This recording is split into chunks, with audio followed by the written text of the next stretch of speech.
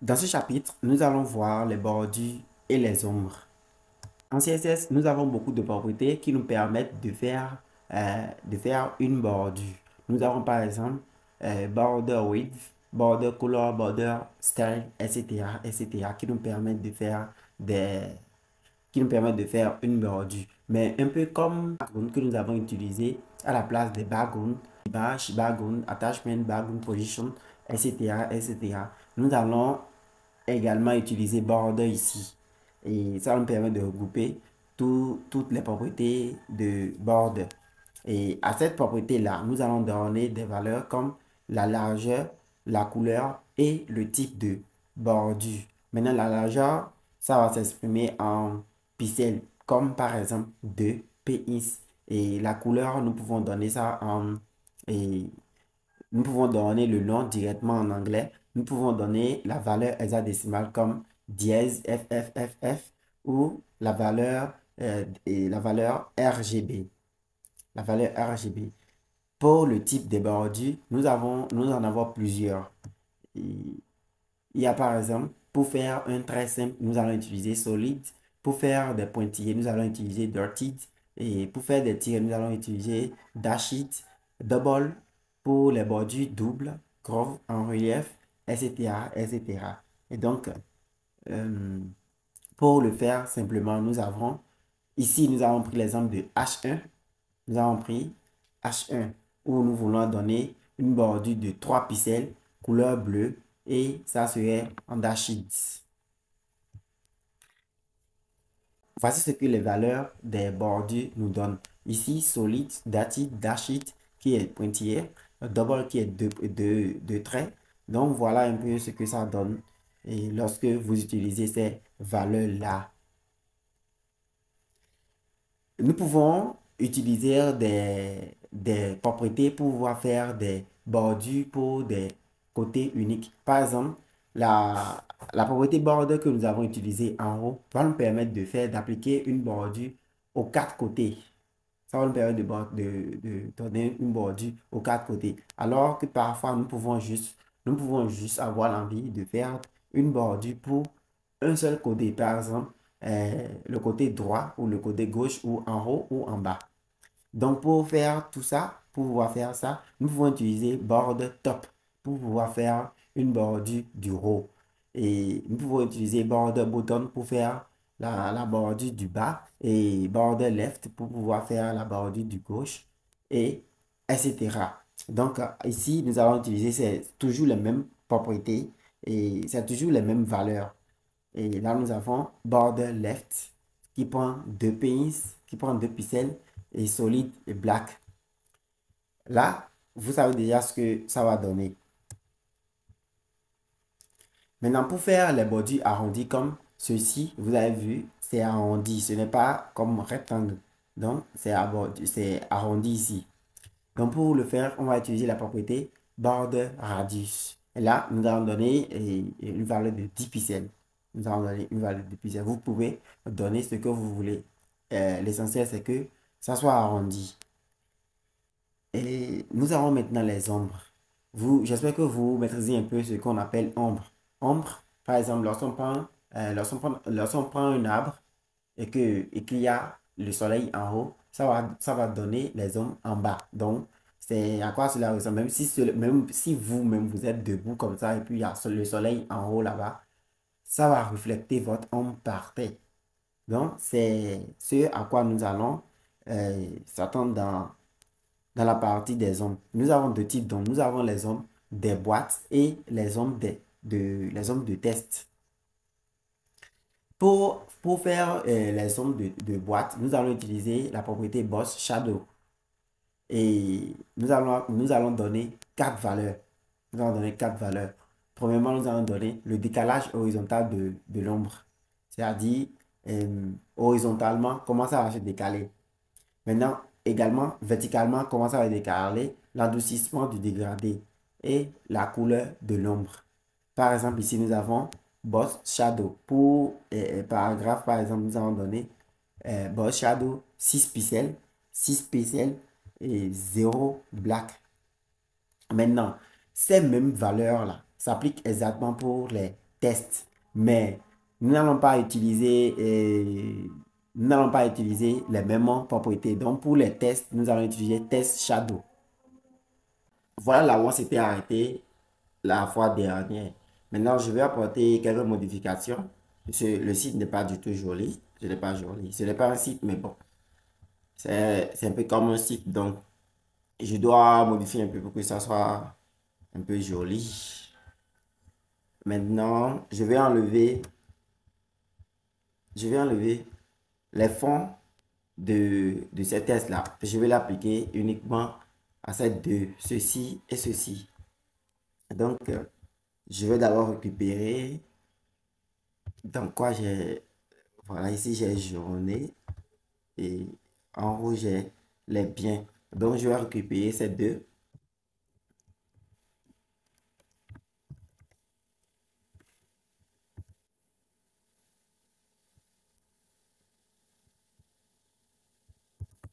Les fruits.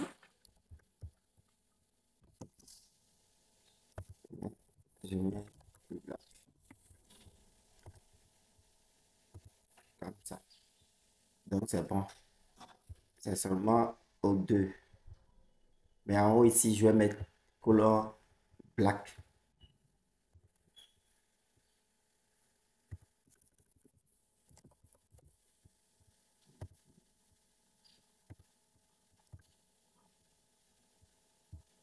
Il faut que je modifie également ici. Il y aura couleur white.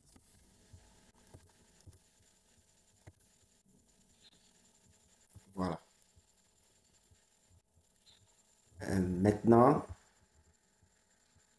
je vais vous montrer comment, lorsque votre image n'est pas complètement, ça va pas pris toute la page, je vais rapidement vous montrer comment il faut faire. Donc, premièrement, je vais donner euh, une hauteur, je vais spécifier une hauteur à la page. Height, et je vais mettre ça à 120 VH et je vais mettre background size cover. Avec ces deux propriétés, normalement, lorsque j'actualise, ouais, ça a pris l'image. Mais l'image n'est pas venue en bas. Et si j'enlève ceci, vous allez voir ce que l'image va faire. J'actualise. Vous avez vu, l'image a rempli toute la page. Alors, nous, on ne veut pas, nous, on veut juste l'image sur notre page d'accueil. Donc, on va remettre ça. Actualiser. C'est normal. Et je pense que c'est tout ce qu'on aura apporté. Maintenant, si vous voulez qu'il y ait une couleur sur votre photo de fond, vous pouvez mettre 94. Ensuite, je vais mettre 4, 4, 4, 4. Je vais aller sur 0,6 et j'actualise. Vous avez vu, il y a l'image gradient qui est venue. Bon, je vais mettre. Bon, je vais enlever parce que je ne vais pas laisser. Je vais enlever en même temps. Voilà, donc notre, on revient sur notre page de base. Maintenant, on va commencer à appliquer ce qu'on a vu dans ce chapitre. Et là, vraiment, nous avons la bordure. Je vais apporter, je vais mettre la bordure au niveau des fruits et ma journée. Donc, je vais prendre ici, fruit A, jaune A. Je vais mettre border. Je vais mettre border. Je vais mettre paper solide. J'actualise. Vous avez vu, c'est bien là. Les fruits et ma journée, c'est bien, c'est clé. Il y a les bordures maintenant. C'est bien recadré, donc il y a les bordures maintenant. Donc, après ça, vous pouvez changer, vous pouvez mettre dashit pour voir ce que ça donne. Il faut essayer toutes les faut essayer toutes les valeurs. Faut essayer toutes les valeurs. Donc, voilà. Dashit, c'est ce que tu as de bon. Moi, je vais laisser ça sur solide. Je vais laisser ça sur solide. Ensuite, nous avons en haut à droite et tout. Donc, je vais prendre body. Et je vais faire une bordure pour ce côté-là. Pour ce côté-là. Seulement côté gauche. Donc, je vais venir ici, je vais faire border, left. Je vais mettre trois pays, exactement les mêmes propriétés. Et solide. Je valide. Vous avez vu, c'est bien là. Mais moi, je vais encore agrandir un peu. Trois pays, ça ne me suffit pas. Donc, je vais mettre bon, 10. Je vais voir ce que ça va donner d'abord. C'est pas mal, c'est pas mal. Je vais laisser ça comme ça. Je vais laisser ça comme ça. Nous allons arrondir maintenant les bordures. Là, je vais prendre la balise MAC. La balise MAC ici. Je vais lui faire border radius. C'est la balise qui me permet d'arrondir les bords. Et là, je vais utiliser 10 pins. J'actualise, il faut bien regarder ici. Bienvenue sur notre site. Vous voyez, les bords sont rectangulaires maintenant. Parce que je vais actualiser. Vous avez vu, c'est bien arrondi maintenant. Voilà, c'est ce que border radius fait. Et cette propriété-là, c'est ça qui permet de faire un cercle. C'est ça qui nous permet de faire un cercle. Ça va nous permettre d'arrondir jusqu'à faire un cercle. Dans l'exercice, lorsqu'on va finir complètement la formation, cette formation-là, nous allons commencer à voir de petits exercices pour pouvoir faire de petits trucs. Voilà. Maintenant, nous allons voir les ombres maintenant. Et ici, je vais porter les ombres ici, aux boîtes, là, à cette boîte, et également à ceci. Donc, je prends les fruits et je remets. Pour le faire, j'espère que vous vous souvenez de la propriété. Vous avez noté ou bien? Il faut regarder, parce que moi, je ne vais pas dire ça. Bon, pour le faire, nous allons utiliser Boss Shadow. Boss Shadow. Et nous allons donner comme propriété 6 PMI. Pour l'endoucissement, nous allons mettre ça à 0 d'abord. Et pour que vous voyez un peu la différence, nous allons mettre ça à 0. Puis je vais actualiser. Donc, à 0, c'est ce que ça donne. Ça fait comme s'il y a les deux. C'est comme si l'un est sur l'autre. Vous voyez, c'est comme si l'un est sur l'autre et il n'y a pas d'adoucissement. Maintenant, je vais mettre le 0 à 10 et actualiser. Il faut regarder bien le constat. Il faut regarder à ce niveau. Là où il y a rouge, là, il faut bien regarder. Si j'actualise, vous voyez, il y a l'adoucissement maintenant. C'est un peu comme... Bon, j'espère que vous avez remarqué la différence aussi. Je ne sais pas comment le dire, mais vous avez bien remarqué ce que ça a donné. Ça donne l'effet d'ombre réellement, quoi. Là, c'est un peu comme si on a juste mis encore autre rectangle en bas ou autre bloc en bas. Donc, ici, ça reflète réellement l'ombre, l'effet des ombres. Donc, il faut souvent appliquer d'adoucissement. Il faut mettre, il faut pas laisser ça sur zéro. Il faut donner au moins une valeur. Et ça, c'est pareil pour ceci parce que j'ai fait ça pour les deux blocs là. Ici, ça serait 7 pixels.